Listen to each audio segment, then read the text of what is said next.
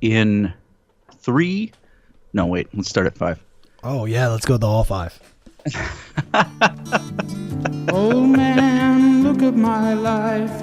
What? Bro, what are you talking about, man? Shut up! Shut up! Shut up! No. Don't start this.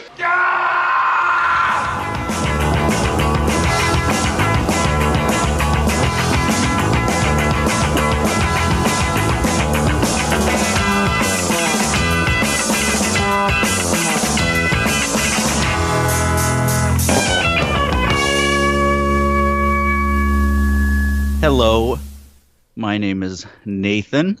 I am the editor and publisher of Soda Killers magazine. I'm here with my good friend Robert, who is the editor and publisher of the Atomic Elbow fanzine.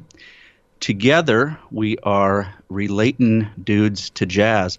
This is our second episode, right, Robert? It is absolutely the second episode. All right.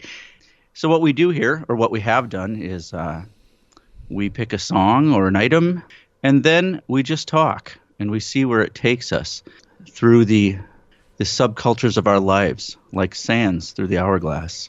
So the song that I've picked is Too Drunk to Fuck by the Dead Kennedys, and I'm going to play that right now.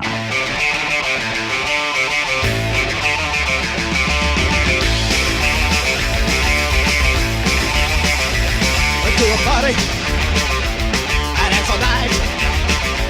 I ran 16 beers and decided up a fight. When I'm chilling, you're out of luck. I'm rolling down the stairs, too drunk to fuck. I'm too drunk to fuck. You're too drunk to fuck. Too drunk to fuck. I'm too drunk to fuck. I like the stories, I love the gun.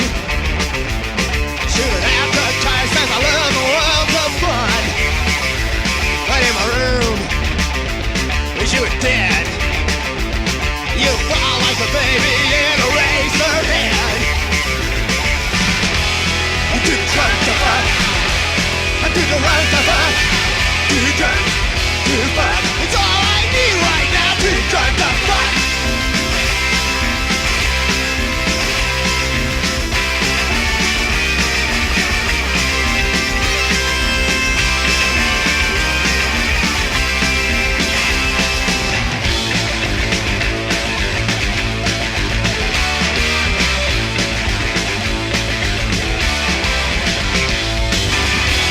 I'm too drunk to fuck. You're too drunk to fuck. Too drunk to fuck. I said stop the hit me cold. Too drunk to fuck.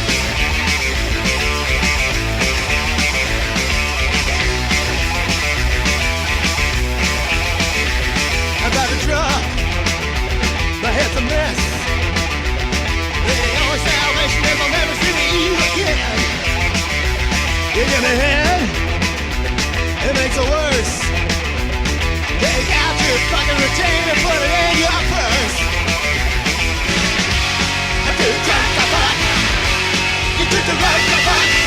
Too drunk to fuck. It's all I need right now. Oh baby, I'm never like an ice cream pie. Oh baby, and now I got diarrhea. Too drunk to fuck. Yeah, yeah. Yeah, yeah. Yeah, yeah. All right, that was the Dead Kennedys with Too Drunk to Fuck. That song came out in 1981. I didn't hear it until a few years later, probably in the fall of 1988, when it would have been included on a compilation by the Dead Kennedys called Give Me Convenience or Give Me Death. But I first heard it actually on a mixtape, and we'll get to that in a minute. Robert, do you remember when you first heard this song? I do. The Dead Kennedys were always sort of a known quantity. They were much like Misfits and Black Flag, very good at marketing. They had an easily recognizable symbol with the DK. I think Winston Smith was the designer of that, and so they were kind of ubiquitous. Like all the punk rock or loosely punk rock record stores or shops, or there would always be some merchandise with that. And I met some bad kids at church camp that were very influential to me in a lot of ways. I think I talked about them last episode too. Mm-hmm. And we would trade mixtapes back and forth, and Dead Kennedys was a staple of ones that I would receive from them, and eventually became a staple of ones that I would send to them. In fact, one of the guys, his name is Brent, that I met at this church camp. I met him because there was a talent show, and he played an instrumental version of Dead Kennedy's song Moon Over Marin from Plastic Surgery Disasters in the talent show. But he didn't sing it. So it just sounded like a pretty song on the piano. And I was like, what was that song? And he said, I'll have to make you a tape of it. And I think we listened to it on a boombox in his cabin at some point as well. That's great. Yeah. I heard it on a mixtape that was a friend of a friend's, so to speak, which wasn't uncommon back then. But I think it was in probably the fall of 1988. There was a mixtape going around amongst our group of friends that has actually become somewhat famous at this point now, that was titled Punk Rock, and then in parentheses, Hardcore. And it was a JVC Dynarec 60-minute cassette that was beat to shit. It had come from a friend's cousin who was visiting from the big city for the summer and had left it, and then it got passed around the group, and then it ultimately ended up with me, and I actually still have it today, and it's a very entry-level mixtape for punk with Sex Pistols, Ramones, and Minor Threat and things like that. But there was 2 Dead Kennedy songs on there, Too Drunk to Fuck and Night of the Living Rednecks, that I had never heard. And it was quite the eye-opener for me. I was not anybody who was like drinking or fucking at that time. Definitely not the first. But it was a real eye-opener because it came around the same time as a bunch of other stuff, some of which I touched on in that last episode, and kind of was a gateway for me to get into this stuff. Where did you go ahead? I was going to ask if Give Me Convenience and Give Me Death was the first Dead Kennedys record that you actually had all on your own. No, actually. The first one that I had all on my own was Bedtime for Democracy, because people always had tapes. And so you would hear them or you would dub them from friends or whatever. But the first one that I got all on my own was Bedtime for Democracy. And then I sort of filled in the holes from there. So I, of course, thought that everything sounded like that Dead Kennedy song, and Bedtime for Democracy is actually quite a bit different. But I've still never owned a copy of Bedtime for Democracy. Do you have the single of Too Drunk to F? I do. I like that you backed off the 9th time you said the title. Yeah, I just realized that. Yeah, I do. I have a copy of it because I bought it probably 10 years ago at a record store, because I had a tape of Fresh Fruit for Rotting Vegetables, which is my favorite one of their records, and I realized at some point that tape got lost, and so I bought a copy of the record at a store, and they had the Too Drunk to Fuck single as well, and so I just bought both of them because they were there. So you are straight edge now. Were you at the time that this came out? I mean, even though you were young, did you consider yourself straight edge? I did. I always knew that I didn't want any part of drinking or drugs or anything. I did smoke cigarettes for about 3 years. And it was a weird time for me because even in the midst of that period, I was still pretty vehemently anti-alcohol. I've reassessed it now, and I'm not. I think when I say this, it sounds like I'm trying to shift blame, and I'm definitely not trying to do that. But I honestly think that I started smoking cigarettes as a way to make my dad think that I was cool. because that was kind of one thing that we could do together, because I didn't drink and I never wanted to drink. But if I was out with my dad and he was smoking a cigarette, hey Dad, give me one of them. Yeah. And so, but even then I knew it wasn't really something that was permanent. It wasn't something that I felt great about, especially because I was still like really into the aesthetics and kind of ideology of a lot of the late 80s and early 90s straight edge bands. And it wasn't long before I realized that, I should probably give this up. I think having a crappy car that died and forcing me to ride a bicycle everywhere was another kind of kick in the pants. And the Earth Crisis song Asphyxiate, that probably had a little bit to do with it. I gave smoking a shot, only not for a total bummer reason of like wanting my dad to like me or anything, but mostly just to hang out with my friends that were all smoking. And I was like, it was probably my second year out of the house, living in a trailer park with a dude that smoked cigarettes. Like with every inhale was an inhale of a cigarette, and every exhale was the smoke blowing into my lungs anyway. And so I was like, you know what? Maybe I'll give this a shot. And I legit probably bought 2 different packs of smokes at one point, and I just could not get into it. I'm so thankful I can not get into it. I absolutely hate smoking to this day. But I'm just so thankful that I didn't have whatever it is that makes you want to keep doing that, because it was not for me. It is without a doubt the probably the biggest regret that I have. And I think that I did it so short a period of time compared to the entire time that I've been alive that I don't think there was any lasting damage because of it. They say that, there's that old adage, I don't know if it's medically sound, that as long as you smoke, it takes your body twice that long to recover from the damage that it does. And it's been more than twice as long at this point. So if there is the possibility of any recovery, I think I've made it. I think I'm good. But I absolutely never drank. I've never had a drink of alcohol ever. I've never had any recreational drug. I'm not turning medicine away, but it just never was for me. So when I heard this song, I knew that it was parody in some way, but I just decided in my brain that the way it was parody was the way that I wanted it to be parody, and that he was making fun of people who would do something to get themselves into this situation. That he was making fun of people who drank to excess.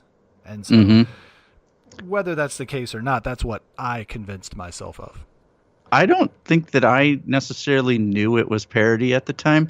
I was not drinking at all, and definitely opposed to it at that point in my life. I didn't know what straight edge was. We just didn't have access to knowing what straight edge was where I lived. Like I knew of Minor Threat, I knew of the song, but I didn't know that beyond that it was an actual movement that people called themselves, or my friends and I probably would have said that about ourselves. But anyway, I didn't know. I don't think that I knew that it was like parody, and I was like super bummed because I really liked like the reaction that it made me happened inside me. Like I reacted to it physically. I would dance around. Do that weird little punk fake Mohican dance you do where you use your hand to make a mohawk on the top of your head and then kind of pick up your knees and swing your elbows a little. But I was so bummed because I was like, why does he have to drink so much that he's in this like state of like puking, not able to have sex with his girlfriend or whatever it was. I was super bummed out, yet I still liked it. One thing about Dead Kennedys, and you were starting to touch on it, I think, at the beginning, is that it seemed like all of the punk bands around that time that everybody knew had a logo, had an easily recreatable logo, something to draw on your notebook in science class or whatever. And I think that just knowing of that logo helped further their like lore before anybody had heard them. I remember seeing their T-shirts long before I heard them, like especially the Holiday Inn Cambodia T-shirts that had like the Holiday Inn logo and like Dead Children. I remember reading at one point, I can't remember when, that Jello Biafra had said something about, hey, if you have a tattoo of this logo, you should send us $1 as a royalty. And I don't remember where I read that, or even if I did now, I thought if it's just something that my brain has made up that I saw that I now believe I did, which is entirely possible. I'm nothing if not an unreliable narrator. I think the logo is very forceful and very real. And what I mean by real is not real as opposed to fake, but real as opposed to sort of it's up front. It's immediate. I guess real wasn't the right word there, but it's a very immediate and sort of visceral reaction because of its simplicity, and it's also very easy to draw. I was thinking while you were saying that, when you said, it's got to be easy to draw in science class, the notebook that I have in front of me, while you were saying that, I drew the black flag bars and also the Anthrax logo. That one always took a little work for me, but I definitely did plenty of those. I can knock out the Anthrax logo from memory with no problems. Not me. I'd have to look back at that one. I remember really working on that one. But I'd say Dead Kennedys, I could always knock that one out. I often did the Motley Crue. It was probably the Girls version. I'm trying to think. Anyway, that's a whole other thing. And Kiss, of course, that was always one to throw on the notebooks. Along with like the Batman logo, which seemed to good. Yeah. I feel like that the Batman logo was sort of a subcultural thing across numerous subcultures in that time period, like before the Tim Burton movies came out. Like just before that, it seemed like if you had some sort of Batman logo on you, you'd see guys in Guns N' Roses with it. You'd also see goth kids with it and punks. But it seemed to be sort of like a signifier that you were down. Were you into the Faction at all? No, not till much later. They're one of the bands that I learned about from not just Thrasher magazine, but specifically the Sessions ads in Thrasher, because I would see that shirt that would have the Faction logo with the bat. Yeah, and I would always think, what does this band sound like? Because that's a really good logo, but there was no way for me to hear them. I couldn't call up the radio station and request them. I couldn't, go on the internet and find them. And so when I finally saw a tape of theirs in the record store, I remember seeing it somewhere and not being able to buy it, but eventually waiting around long enough that somebody put 2 of their songs on one of the mixtapes that I was trading with people around the. And there were a couple of Faction songs, and I remember thinking, finally, I know what this band sounds like, and this is actually good, and thinking, now I can buy that shirt if I want to. Right, because I've heard this. I heard Skate and Destroy and one of their other songs. I don't know, Skate and also Destroy. Destroying and Skating. I probably was around the same year of Give Me Convenience or Give Me Death that The Killing Joke came out. And I'm thinking the Batman Joker storyline, which I don't know if that was big for you, but that was pretty big in my circle. And I think that was right around that same time. I didn't read it until I was in college. Uh-huh. It was a while before I got Killing Joke. I was more, it was Marvel for me. I was big Marvel too. It was strictly Marvel. I never saw the appeal of Batman at that time. I mean, obviously there's good stories. It's just a character that people can do stuff with. And then, when I moved to Athens, there was a good, and still is a good comic shop here. And, there were other people who were into different stuff than I was. So I learned that not all Batman stories were bad. Right.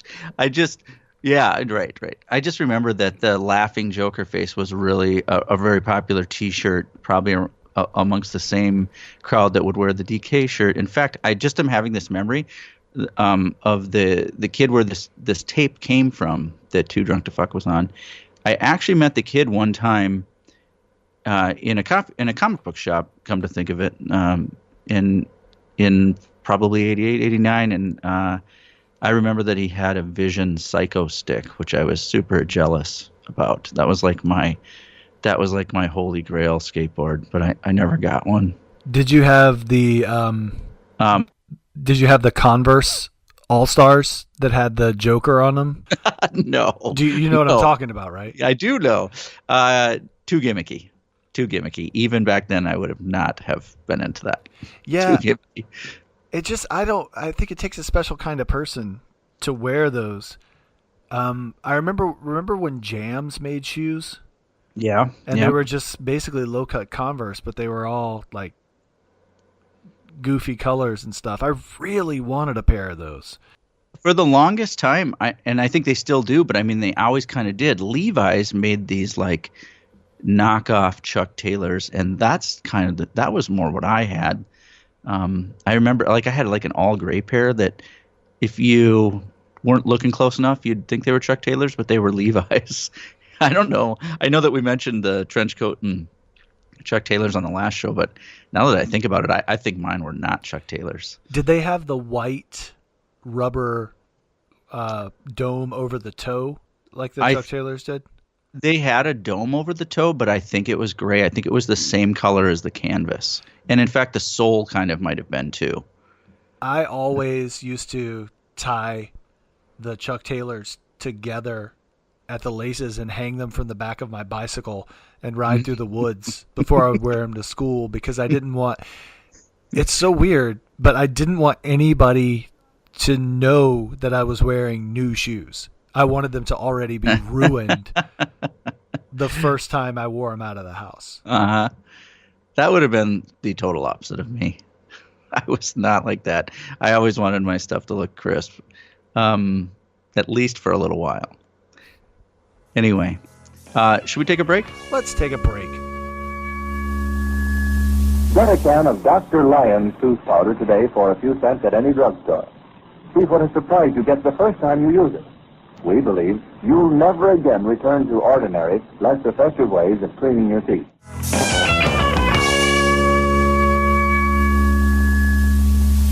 All right, welcome back to Relatin Dudes to Jazz. So, Robert, something that I've been thinking about since we started doing this, and I kind of always think about it with myself, but I've wondered about you. Do you consider yourself a punk? Yeah, I do. It's ruined my life in so many ways. And I think I'm better for it. But when I say ruined, I mean, it's hard for me to buy a watch without wondering about the conditions of the factory workers who made it, and Yeah. and I mean, you can get to that destination by any path, but yeah, I still do. I look like middle-aged Tintin. So, if you see me in the mall, it's probably not going to stand out, but it's still in there. What I have in my heart, Nathan, I'll take to the grave. Well, it's not like you can define what a punk is. It's my answer when somebody asks me. When it comes to wondering if one is a punk or not, I think that without a doubt I am. I don't question it. I am. If I have to defend it to somebody that would challenge me on that, it might be kind of difficult. But I think because in a way it's sort of undefinable, you can't really say that somebody isn't if they claim to be. You know what I mean? Because to me it is always about what it meant to oneself. There's a couple of quotes that have always stuck out to me. And one was by the rock critic Robert Christgau, who said in some film I saw once, he said something like, "I'm not a punk, but punks are my people." which I thought was cool, except I was like, nah, I am a punk and punks are my people. Uh, and there was another one that a guy from this band called Rot Shit said in an interview in Maximum Rock and Roll several years ago, something to the effect of like, I denounced punk and tossed my bullet belt out into the yard, and I went home and listened to a bunch of punk records and realized that like looking and acting like punk is the lamest thing you can do, but being and listening to punk is the coolest thing that anyone could do. And I was like, that is me. Yeah. I don't know. I've never looked the part, I don't believe. I mean, other than flirtations with spike bracelets and things like that. I mean, everybody goes through that. I think, I guess. I don't know. It's hard, though, because we're a couple of olds. And so anything that we talk about in this neighborhood is, by its nature, going to be nostalgia-based. But I am not too far removed from having worked on a college campus. And it interested me to see a period of time when you couldn't tell by looking. You know, there used to be a time where, okay, so this staircase right here is where all the black fraternity step show guys hang out, and this staircase over here, that's where all of the weird like redneck agricultural school people hang out, and there's this one spot behind the student center where all the punk kids hang out. And even in college it was like that, which sounds very high schooly, and I went to a University of Georgia. It's a big school, but it was like that in the 90s. And now it isn't, you know, it's not as clearly defined as that. And I wonder if those subcultures have disappeared or melded together, or if I'm just so out of touch because of my advanced age that I can't read the subtext anymore. Yeah, I work in academia, and for somebody who works in that, I may have just pronounced that word wrong, but I'm faced with young people all day, every day, and I honestly still feel like I might be out of touch because from what I see, there aren't punks anymore as young kids, other than maybe it goes back to junior high, but past that, I don't see anybody necessarily, or at least not like it used to. It used to really be a thing. But again, that might be just because that's the age I was when it happened. I think, like as we've discussed on the last show, just things are all mashed up now, and I don't know that anybody defines themselves as just one thing anymore. Not that anybody ever did. But you keep up. I mean, I read the stuff you write, and it seems like you keep up with what's going on contemporarily in, you know, at least musically, in quote unquote the scene. So I mean, they got to be out there somewhere, right? Yeah, I guess so. Yeah, and Minneapolis is like no doubt a hotbed for it. Admittedly, I go to less shows now because I'm a dad and old, and it's more difficult to make those decisions to go out late at night or to go to a stranger's house. But as far as like keeping up with like buying the records, trying to listen to new bands, I work really, really hard to do that. And I definitely know what like the trends are in contemporary hardcore and things like that. I don't necessarily know what the people making the music look like, if that matters, but I do know that most of them are participating in a way that would be punk rock. So I guess they do exist that way, because that was probably who I was, you know, and who I am still.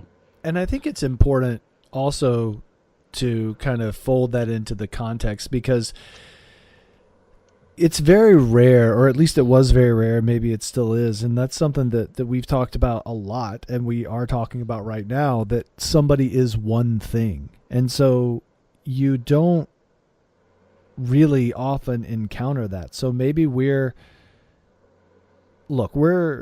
two dads talking about a song that was released in 1981. So maybe we're just so tired that we want things to be simple. We want to be able to look at somebody and immediately sort of tissue type them and categorize them and say, all right, this is what you are, and here's the box you go inside of. And it's kind of exciting to me that you can't do that. I think about the most recent punk shows that I've been to, and there were people there that did not, they weren't the kind of person that if you were sitting across from them on the bus, you would know this is what this person is or is into. And I think that's kind of exciting that there is this sort of new set of codes and new set of invisible ink writing that I can't read. And I think it's good that I can. I shouldn't be a part of that. I'm a middle-aged man. I shouldn't be running around with these kids in that scene. But it's exciting to me that it exists, whether I'm there or not, because I can still take part in the byproducts. I still buy and listen to records by new bands, but here we are on the internet talking about a song that's that's as Go ahead. It's as old now as the actual advent of rock and roll was when it was released. So right. Do people look at you? Do you ever catch people looking at you sideways when they find out what you're into still at the age that you are? Yeah, I think so. I work in an environment where you can kind of listen to music while you're at work or whatever. And yeah, same. Yeah. And I do it mostly with headphones, and sometimes people will ask me, hey, what are you listening to? And I'll tell them, and a lot of times it's something recognizable, but we'll start talking about music and it kind of goes off the rails. I work in an industry that has a lot of people. I work in the AV industry, and so a lot of sound guys and musicians are drawn to that. And so there's a lot of common ground there, but there are people in the office environment who don't have any idea of it. And, I remember trying to explain vegan straight edge hardcore to somebody who was like, oh yeah, I like that band Disturbed, and that was, to them, that was what, this heavy kind of unrelenting band that I was describing, that's what it sounded like to them, in their experience. And so, who am I to judge? We all emerged from different soups, I guess. I don't know. Yeah. It's funny, as I'm sitting here thinking about that, I play music all day, every day at my job, and I have an open door so people can walk in and out. And it's funny that I'm sitting here going like, I can't tell if there are punks anymore.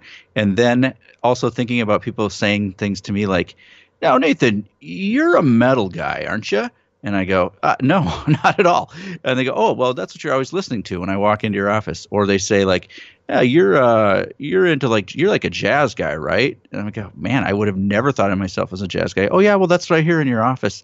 So it's weird to get sort of offended by being categorized by people that don't really know you based on what they hear you playing at work, at the same time that I'm going like, I can't tell if these kids are punk anymore. Right. It's exactly what I was just lamenting not being able to do.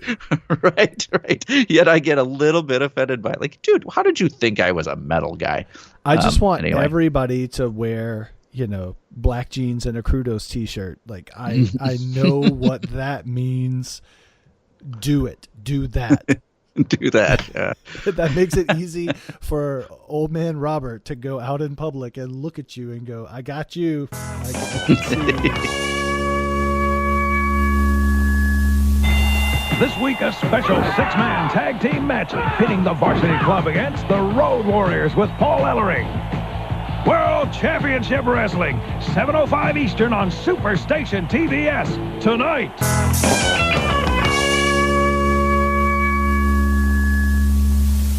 Do you have any thoughts on this Bikini Kill reunion? I should mention that the world probably doesn't need two straight white 40-year-old dudes talking about the reunion of a feminist punk band from the 90s. But but we're going to do it anyway. And here we go.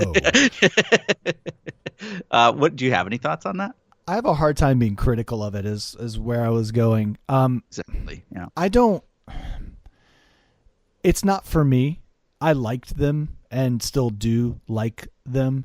You know, they're a part of the big mass of popular culture. There's a children's program that uses a Bikini Kill song as its theme. It's some superhero cartoon that my friend Patrick's daughter is really into. So if they've reached that point, then that's a sort of level of fame and ubiquity that maybe a reunion is necessary. I don't begrudge these people earning a living off of what they've created. But it's not for me. I think and I'm about to do a terrible thing because I'm comparing it to, I'm comparing it to hardcore festivals that I see, you know, in the circles that I move in. I see these festivals where it's like, hey, this band is getting back together, and yeah, it's like headlining 50 reunion bands. Yeah. And sorry, I don't know. There are so many good bands right now. In 2019, there are so many good bands. And I know that a Bikini Kill reunion is going to get bodies in the door. But I guess I'm just upset that those bodies aren't also going out and seeing all these amazing new bands. And then I realize I'm not either. Yeah. You know? Yeah. And if that Bikini Kill reunion was playing in Athens and the tickets weren't $700, I'd probably go. Yeah, I would go. I would probably not travel for it either. I'm torn on that too. Part of me thinks that dudes complaining about a feminist band getting back together is really not a good look. In 2019, and then the people that say, "Hey, there's all these new bands," I kind of think, well, why not do both? You can do both. You know, because I personally get a little excited about reunions because it's a way for me to see bands that I hadn't seen. But more often than not, you're kind of disappointed. But the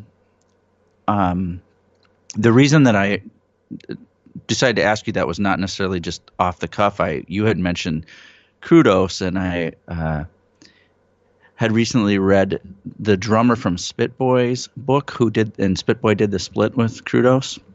Michelle Cruz Gonzalez's book. She was known as Todd. She was the drummer in Spit Boy. She wrote a book about her time in that band and was pretty candid about her experiences with Riot Girl and with Kathleen Hanna specifically, and how it was not as inclusive as you were led to believe it was back then. But were you into Riot Girl like when it was happening? I was aware of it sort of tangentially. You know, I was working at a college radio station with women who were into that scene. I can think of two women specifically that I still kind of keep in touch with who are really into that, you know, that sort of music, those bands. It wasn't my deal. I was into it as much as, you know, I bought the records and I thought they were good, but I was supportive of it, but it wasn't my movement. I think it's important to know when to shut up and when to take a step back. And I'm not saying I was that thoughtful back then. I think it was just something that sort of eluded me in its grasp because I was looking at it from a position of being a straight white dude. So it's like, all right, that's cool. And those bands are good and they're loud and they're yelling. I've heard a lot of the criticisms of the movement, and I wasn't there. I wasn't a part of it to the extent that I can validate or affirm them. I definitely don't want to talk against somebody else's experience that they're telling, you know, and so I'm more than willing to believe her when she says that maybe it wasn't the best time. And I can see, you know, the criticism of it being, you know, coming from a place of being overwhelmingly this or overwhelmingly that. I don't doubt it, but at the same time, I don't know. I'm kind of stumbling my way through this because it wasn't my scene. That's one of the first times though that I knew what zines were, but that was a big part of it, and I think that was like one of the probably first times that I sort of reconnected with the idea that zines could be a real powerful thing. And I'd be lying if I didn't say that the Riot Girl, the zine aspect of it wasn't impactful on my decision to like try doing them again. I mean, in a completely different way. But did you ever see any of the Riot Girl zines? I did. There was a convention in the South. I can't remember what it was called. Southern Girls Convention, I think, is what it was called, which is the name they gave it. And I went to there was one that was in Alabama and one that was in Athens, and I went there. I think the people in Become the Media or Clamor Magazine, I think they were involved in it somehow. It's been so long, but I remember going there, and a lot of it was, there were music aspects to it, but a lot of workshops and a lot of zines were around. And I remember really being caught up with the fact that the aesthetics of these things, the way they looked, were so varied, but at the same time, it all sort of made sense together. Some of them were doing straight up letterpress, nice, twine bound stuff, and some of them were doing really raw, sort of cut and paste, thrown together, but it all worked together, and the message that unified them. I mean, I could tell at the time that it was important, and yeah, I mean, it was definitely something that I think had a lasting impact, because the aesthetics of those things haven't gone away. A lot of that zine aesthetic of the early to mid 90s is still around. Oh, well, yeah, you and I are both doing it. Yeah.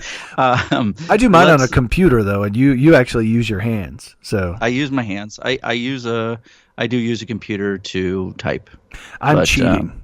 Well, let's take a break.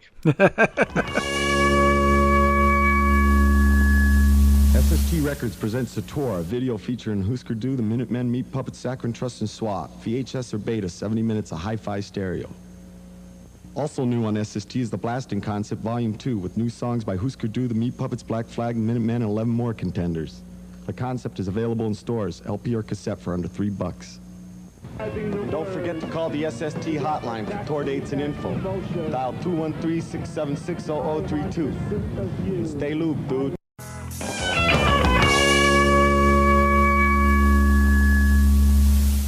So one of the things that we were talking about on this show, sort of amongst many things, is that Dead Kennedy song. And the way that I first heard Too Drunk to Fuck, as I mentioned a couple times, was on a cassette. I think cassette might be my favorite format, maybe for nostalgia reasons. Yet I'm finding myself at the moment in a fit of replacing cassettes with a different format. How do you feel about that? What's your favorite musical format? I don't know if I have one. And I'm showing my age here. I like things that I already told everybody how old we are. I like things that make me interact with them. I like this sounds corny, man. This sounds real corny, but I like the ritual aspect of taking something off of a shelf, taking it out of its container, putting it into a machine, and manually starting it up. It's different to me, and oh man, do I hate format fetishism, because I don't think it really matters, but it doesn't matter universally, but it does matter to me. I'm not going to fault anybody for only having Spotify or Bandcamp or however they want to listen to music digitally. I use digital music as well. But there's something about when I'm at my house and I want to actively listen to something, I want to physically interact with an object. That's on me. I'm not saying everybody has to be that way. And so when I'm at home, I listen to almost exclusively records and tapes, unless I'm in the way my house is set up. If I'm in the kitchen, I can't hear the stereo very well, so I have a little speaker guy in there, and so that'll be digital, but you don't need to know all that. That's exactly the same situation at my house. The kitchen is a like JBL or whatever. Yeah, and I just don't want to. I mean, I'm not the guy who has a record player in every room. I'm not buying a record player for the kitchen. So right. It just shakes out that way. I don't know. I like the ritual aspect of it. I like listening to tapes. I have a storage problem with them. Yeah. So it's hard for me to, access all of the ones that I have at any time. So that's part of what I've been going through is the storage issue, and I've been buying so many tapes in the last few years with the specific intent of writing about them, sort of, for the zine, and now I found myself with this, problem of where to keep them all, and also, you work with AV people, and I work with musicians and sound people, and anybody who is like, an audiophile, that's kind of a fake thing. Like, you can try and tell me all day long that a CD doesn't sound good, but it does. It sounds just fine. You can't tell. You can't tell. So I've honestly kind of been replacing tapes with some CDs lately. Like, storage-wise, it's way easier.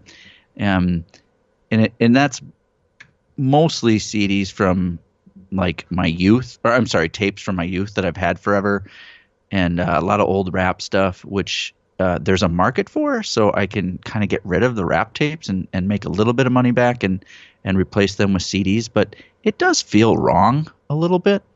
I have 4 or 5 booklets of CDs in my car. I'm a big fan of thrift store CD shopping.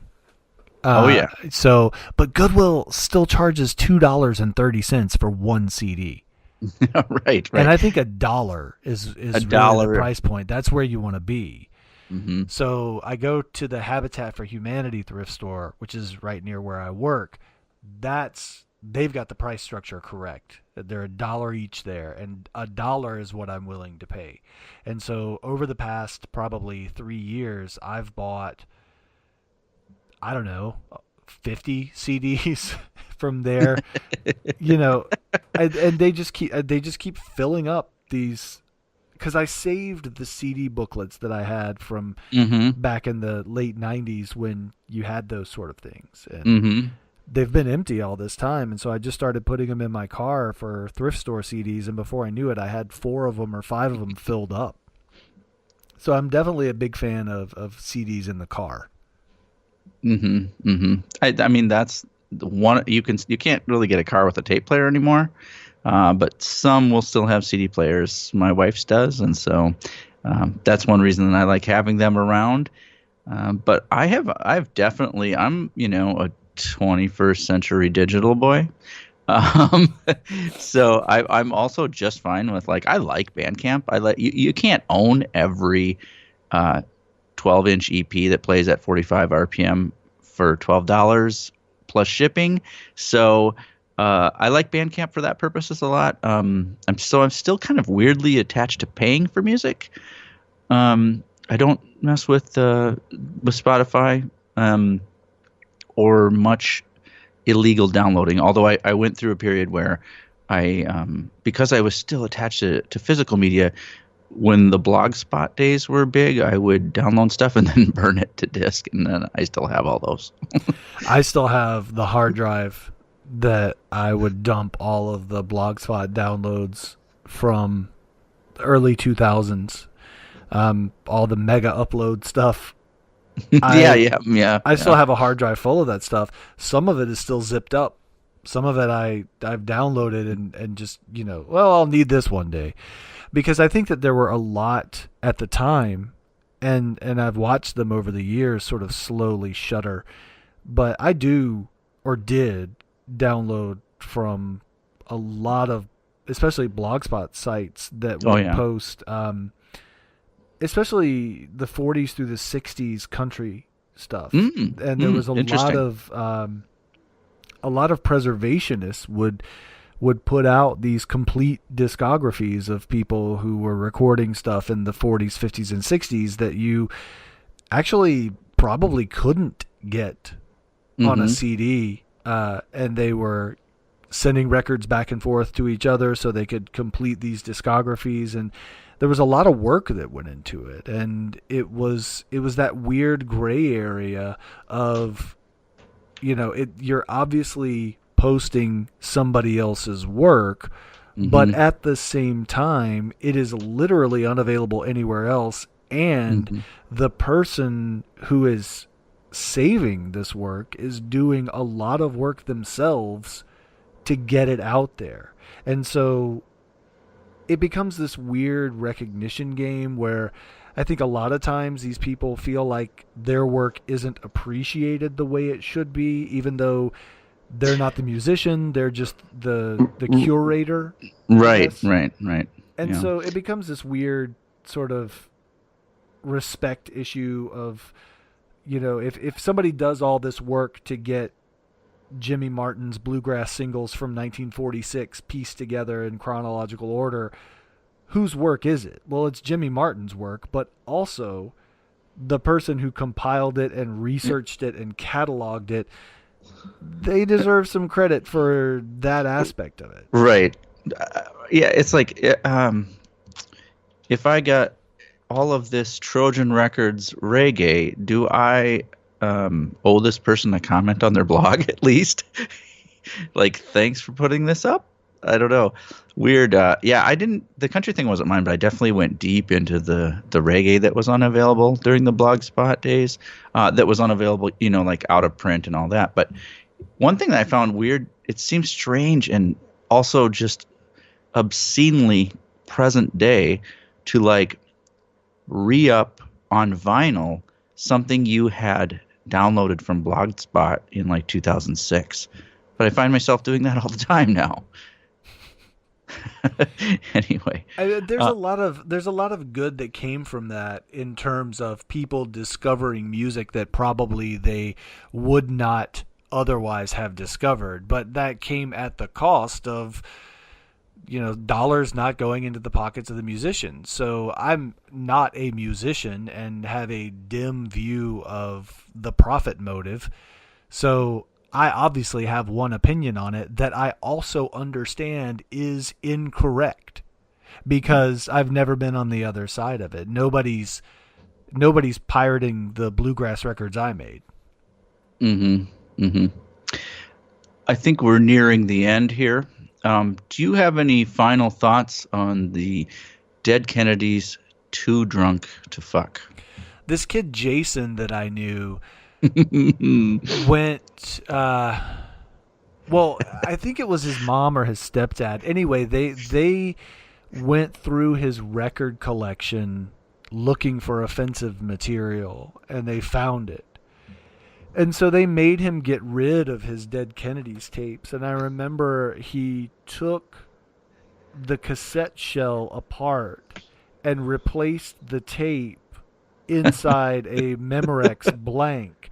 So it looked like it was just a blank tape, but it was actually the factory recorded innards from his Dead Kennedys tapes that he had switched out before his mom or stepdad or whatever made him toss them.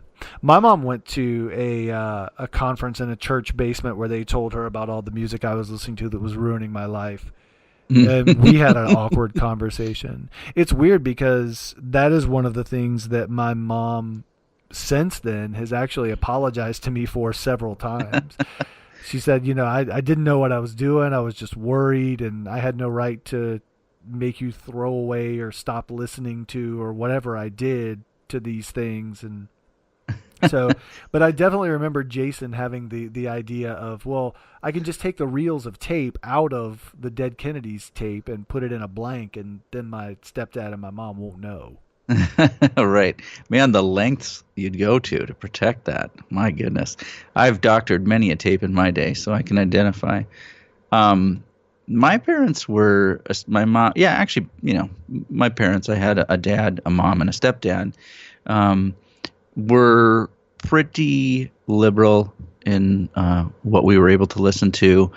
It was mostly the rap music that they were like, you know that that's not real, right? Or you know that you cannot talk to women that way, right? Like this is just escapism or whatever. So I was thankful that I didn't have to have too many awkward conversations. Although there were times when like there would be something playing and then I'd have to be like, I'm very sorry. I borrowed this from Lee, and this is like the first time I've heard it too, or whatever.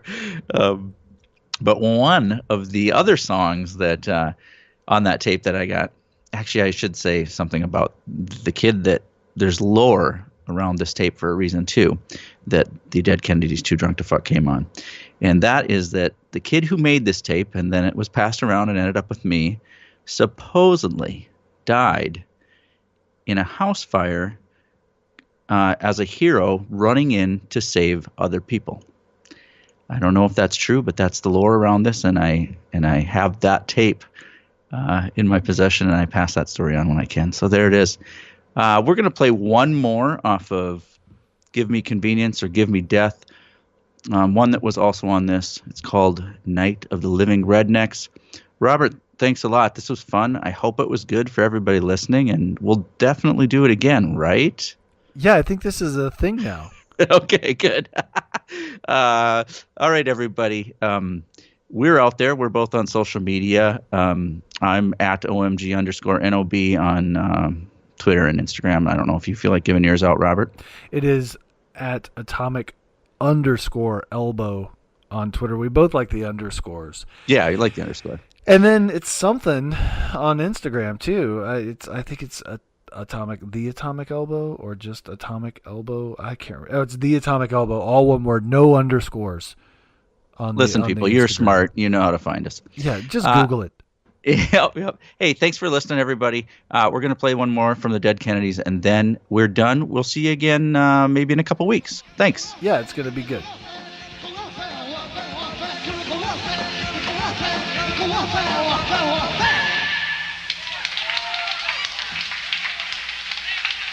Ray's guitar broke. No, he won't play ride, won't play anything.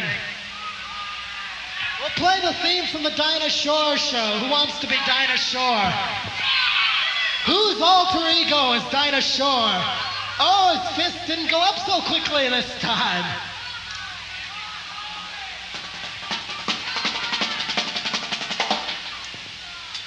Yawn. Yawn. Yawn.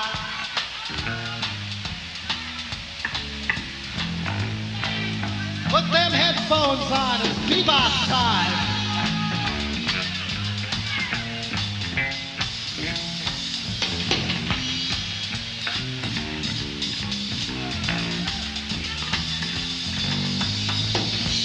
I want to tell you a story about the last time I was in Portland. The night before we played at the Long Goodbye, I was walking on the street about 10:30 at night. A lot of people go to bed around here at 10:30 at night. And well, I was walking along when suddenly these jocks in this bright blue pickup drove up. Had KC lights, tractor tires, everything but the CB. It was a life-size Hot Wheels car for some dumb rich kid, right? Well, they drove up to me and they yelled what dumb rich kids usually yell. Hey, faggot! And showered me with some water. So, I stood there thinking, what a bunch of fuckheads, and picked up a rock. Now, I waited, walked down about a block to where the Kentucky Fried Chicken is on Burnside, and sure enough, they drove around again. They said, "Hey, faggot, where's the nearest McDonald's?" I said, "I don't know," and they squirted me again. So I threw the rock and put a nice-sized dent in their giant Hot Wheels car. They screeched to a halt in the parking lot of some department store's name I don't remember. It's up the street from Fred Meyer. And they got out their clubs, and they ran after me. Yeah, we're gonna kill you, goddamn faggot! We're gonna kill you, motherfucker! So I got in the phone booth by the Kentucky Fried Chicken on Burnside, held my legs straight out like this so they couldn't open the door to the phone booth. So they began charging the phone booth, beating on it with their club. Yelled, "We're gonna kill you, motherfucker! We're gonna kill you, you goddamn faggot!" I just looked at them. So there was a crowd gathering by this time, and these kids were standing nearby, and they said, "Oh, look at him! He's insane!" I thought, aha! Here's my way out. I yelled at them, "Take me to a mental hospital right away! I want to be put away! Please put me away! Come on, call the cops and put me away! Please put me away now!" They said, "All right, faggot, we're calling the police." So they called the police. The cop comes out, and I go, "Ah, my savior, I'm away from these jocks." He opens up the door. "Get out of there, you!" Throws me up against the car, frisks me, shoves me in the back. Then he goes over to the jocks. Now what happened here? It looks like we're going to have to take him to jail, but we gotta have the full story first. So the jocks, who had an ace in the hole. Ace in the hole, take down on the bass, a little bit down on the bass. Yeah, ace in the hole, they go, "Well, goddamn, this motherfucker put a dent in my truck. It's my $8,000 truck, right? So I got my club and went out and wanted to kill him. I want to kill him. Let me kill him. Goddamn it, let me kill him." So the cop made them go home. And he drove me home. And he confiscated their club and my rock as further evidence. And I thought, so this is Oregon, huh? Tolerant Oregon. Ray, you done with your guitar yet? He isn't done yet. So what else do you want to hear? I'm out of stories. That's a true story, too. Just ask Bruce Luce. The end. The end. Awesome.